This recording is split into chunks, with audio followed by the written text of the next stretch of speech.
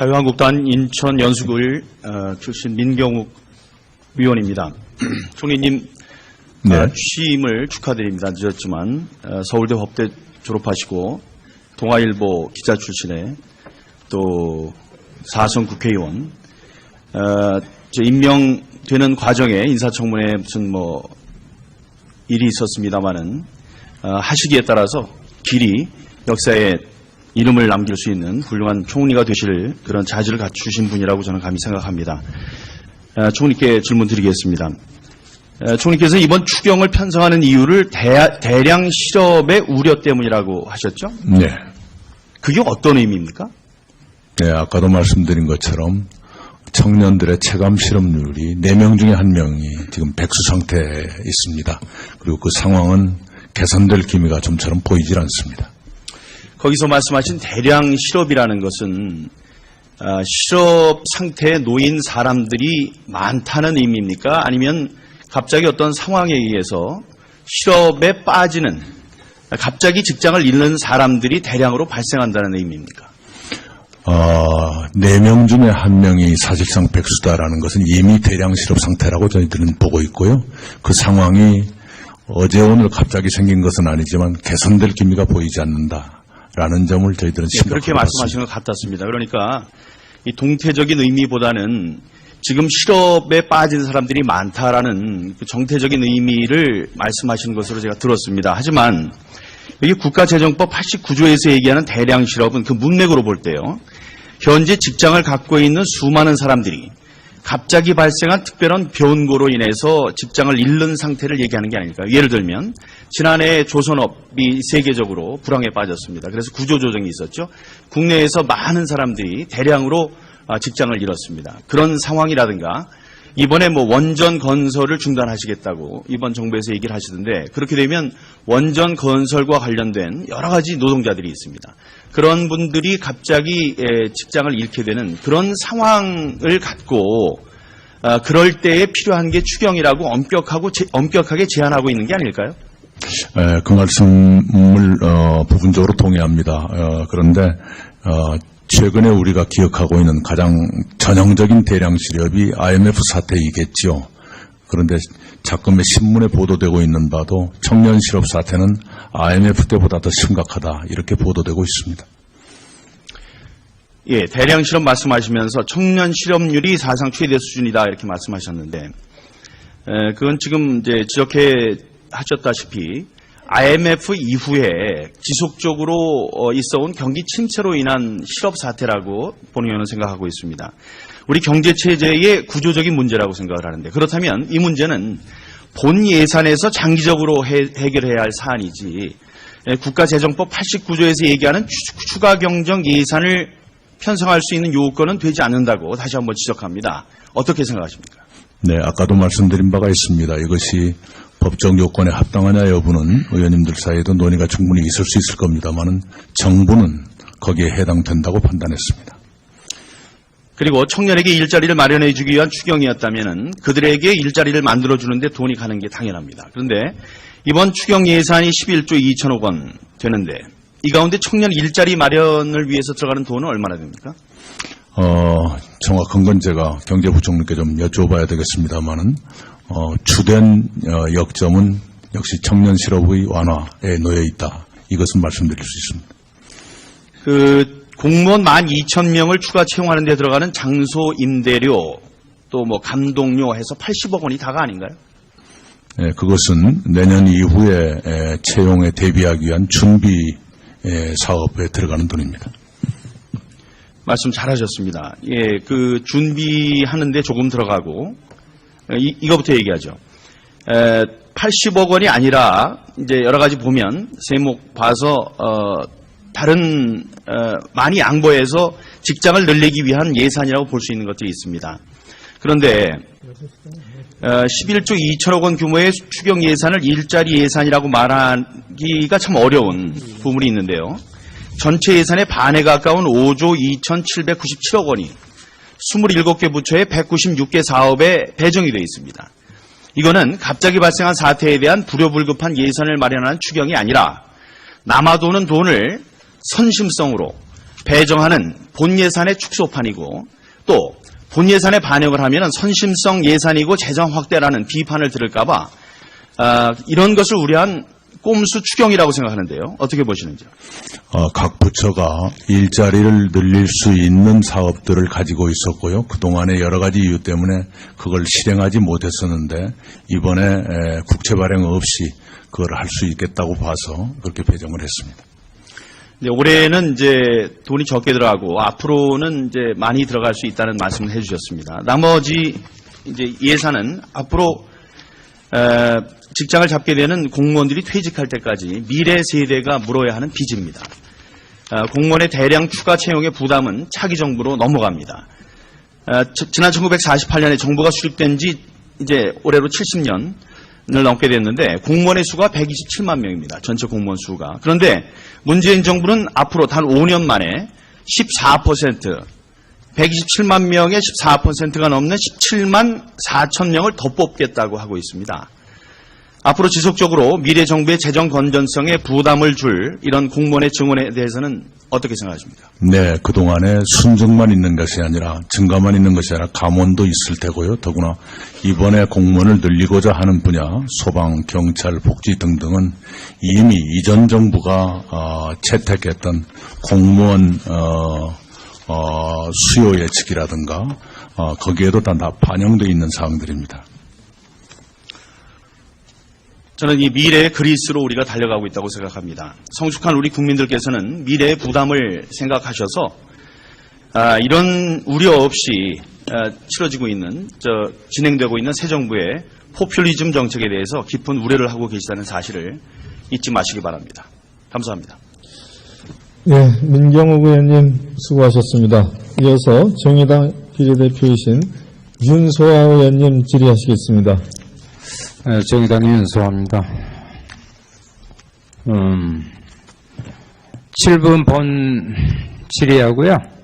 3분 보충 질의 있죠? 보충 질의는 3분이거나 5분이거나 이렇게. 제가 이걸 준비하면서 드리는 말씀은 네, 본 추경에서 예결특위의 현재의 모습을 말씀드린 거예요. 제 심정을 말씀드린 겁니다. 이걸 전부 서면 질의로 보내야 돼요. 예. 우리 모두에게 질의하시죠. 책임이 있다는 것을 강조하기 위해서 말씀드리는 거예요. 예. 기획재정부 장관. 예. 참 말도 많고 탈도 많은 추경 문제가 계속되고 있는데 올해까지 포함해서 1998년 이후에 20년 동안 추경이 편성됐던 해 15년이고요. 1년에 2번 된 적도 있습니다. 총 19번인데 해마다 이렇게 추경이 반복되고 있어요.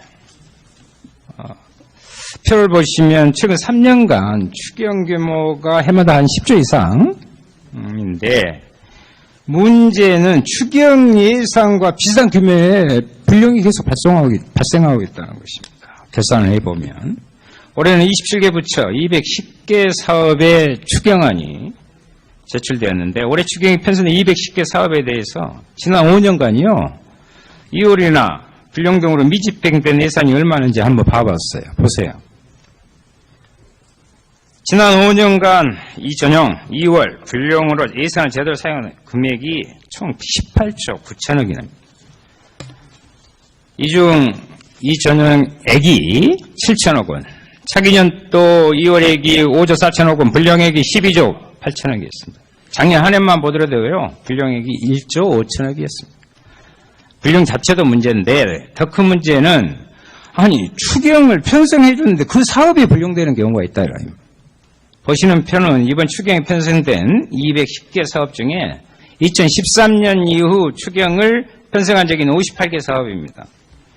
잘 보이실런가 모르겠는데 색으로요 설명을 드릴게요. 색깔이 있는 것은 추경이 편성한 해당 연도에 불용을 낸 사업이에요. 붉은색은 3번의 추경이 모두 편성했으나 모두 불용을 낸 사업이고 파란색은 2번 이상 불용을 낸 노란색은 1번 이상 불용을 낸 사업입니다. 68개 중 42개가 즉 62%나 된다는 것입니다. 예산의 불용 자체도 문제인데 추경까지 편성한 사업에서 불용이 나오고 있단 말이죠. 이게 반복되고 있는 것이 저는 큰 문제다 이거 살펴봐야 된다 이겁니다. 제가 지금 답변을 듣기는 좀 시간이 없어서 좀 이따 답변해 주세요. 추경 편성 사업에 불량이 지속적으로 발생하는 이유가 무엇이라고 생각하시는지 그 부분하고 여기에는 저는 예산을 증액 추경을 편성하는 것만으로 해당 사업이 제대로 진행되기 어렵다 이렇게 보고요. 필요한 제도 개선이 함께 이루어져야 이 사업의 집행률을 높이고 예산의 이전용 그리고 불용을 줄일 수 있다 생각. 예를 들어 볼게요. 두 가지입니다. 자, 먼저 어린이집 확충 사업이에요. 180개소의 국공립 어린이집 추가 확대를 200억 가량을 편성했어요. 추경.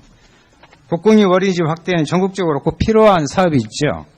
문제는 2014년 33억 5천만 원, 15년에는 100억, 16년에는 54억 5천만 원 불용과 전용이 있었어요. 그 이유 중 하나가 국고 지원 비율이 5대5로 문제는 지자체가 그 부분을 다 수용하지 못하고 있다는 거예요. 여기서 제가 주장하고 있는 핵심적인 문제를 하나 강조합니다. 차등 보조율을 적용하자는 것입니다. 그렇지 않으면 해마다 문제가 반복된다. 장관님의 의견을 좀 이따 주시고요. 두 번째 사례 한번 봐보세요. 고용노동부인데 청년 내일 체험 공제 사업입니다. 중소기업에서 2년 일한 청년의 기업과 정부가 일정 금액을 지원하는 사업이에요. 좋죠, 취지가. 작년에 목표가 10,000명이었는데 6,700명. 올해는 목표가 5만 명인데 현재 가입자 1만 4,000명 수준입니다. 이번 추경의 대상자를 5만 명에서 6만 명으로 늘리고 신청자에 대한 지원 금액을 늘린다고 했는데 실제로 그렇게 되겠는지 여기에 대해서 답이. 제가 볼 때는 현실성이 솔직히 떨어진다 하는 것을 말씀드리고요. 왜? 신청자 자격 기준이 너무 높단 말이에요. 제도 개선 없이 하던 사업을 그대로 저는 진행해서는 올해 편성된 예산을 다 쓰기 어렵다. 이러면 또 이전형 불량이 발생하게 된다. 집행률을 높이기 위한 그 계획에 대해서 말씀해 주셔야 됩니다. 왜냐하면 추경은 엄격하고 밀도 있게 편성하는 것이 맞습니다. 시급성이 요한다 하더라도 불가피한 사유가 있어 편성했다면 당해년도에 지출해야 되지 않겠습니까? 단순히 예산만 반복 편성하지 말고 집행률을 높이고 잘 수행될 수 있도록 필요한 제도 개선을 좀 추진해 주시고 실제 집행률이 낮은 사람은 현실적인 목표치를 재설정하자. 이것을 면밀히 살펴봐 주시기 바랍니다. 한 가지 더 말씀드리렵니다. 제가 아까 가뭄을 이야기했어요. 물론 여기는 청년의 실업 문제에 있어서의 고용의 문제가 비상한 부분이 있기 때문에 추경의 편성의 요건이 된다. 그런 부분에서 단순히 예비비로 지금 떼우고 할 때가 아니다. 제가 금산지구 가봤어요. 모안에 1.8km 50억이면 용수로 할 수 있습니다. 이런 부분을 추경에 해야 될 거 아니냐. 그런 말씀 드립니다. 또 하나 지금 그 공무원 문제로 논란이 많이 있어요. 그런데 제가 한 가지 말씀드립니다. 소방 공무원 이런 부분들이 늘 제가 강조해 왔는데 근로감독관의 문제는 근로감독관 공무원 수의 문제가 아니에요. 현장에 정말 비정규직 노동자들이 체불로 얼마나 고통받고 있는지 압니까? 지금 체불임금 1조 4천억 넘었습니다. 목포 같은 경우에요.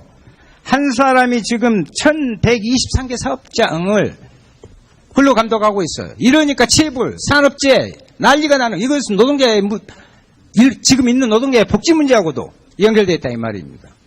이것은 단순히 그렇게 공무원 수 그렇게만 볼 게 아니다라는 것을 이제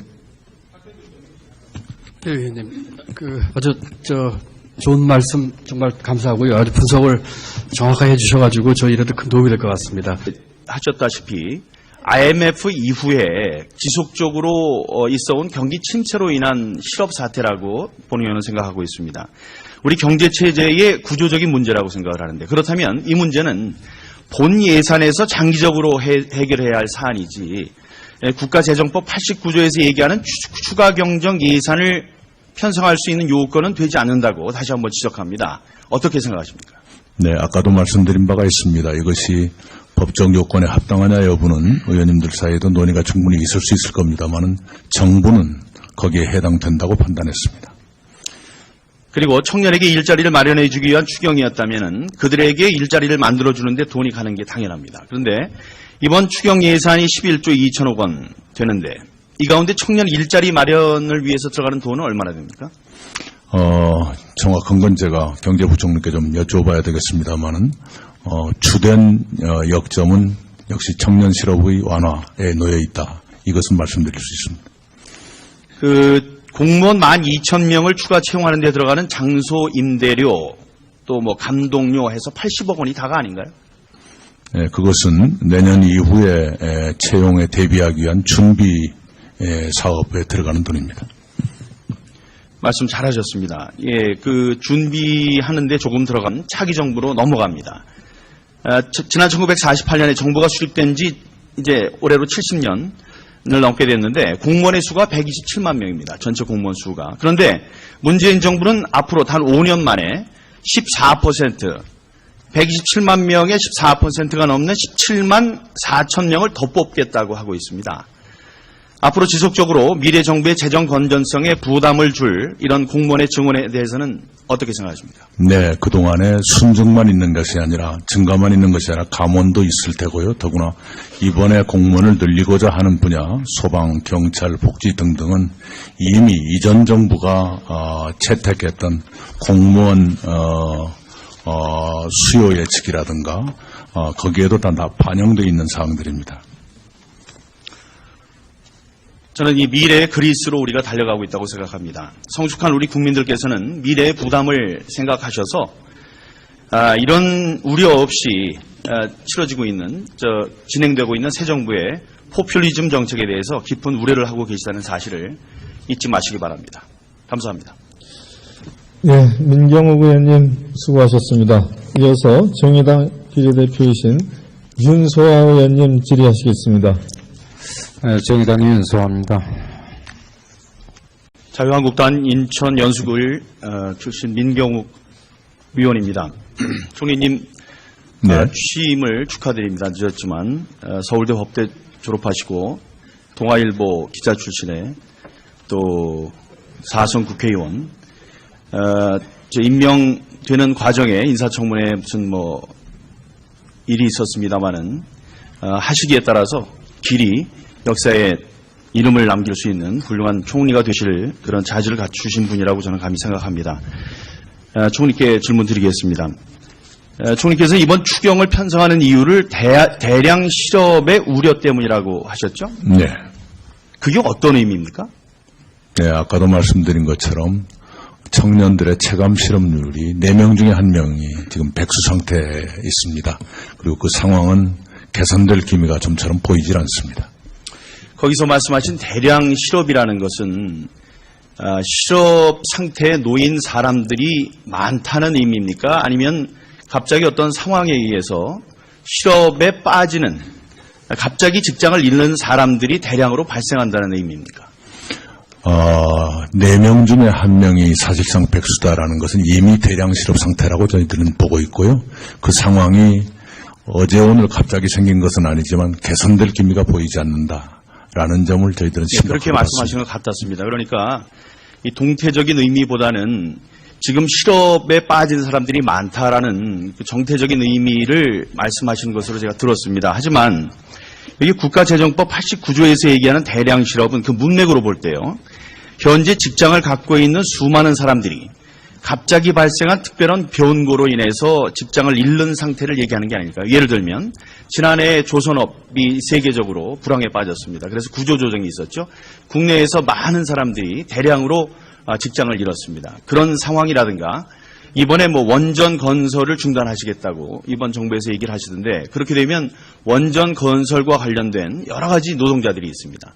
그런 분들이 갑자기 직장을 잃게 되는 그런 상황을 갖고 그럴 때에 필요한 게 추경이라고 엄격하게 제한하고 있는 게 아닐까요? 그 말씀을 부분적으로 동의합니다. 그런데 최근에 우리가 기억하고 있는 가장 전형적인 대량 실업이 IMF 사태이겠죠.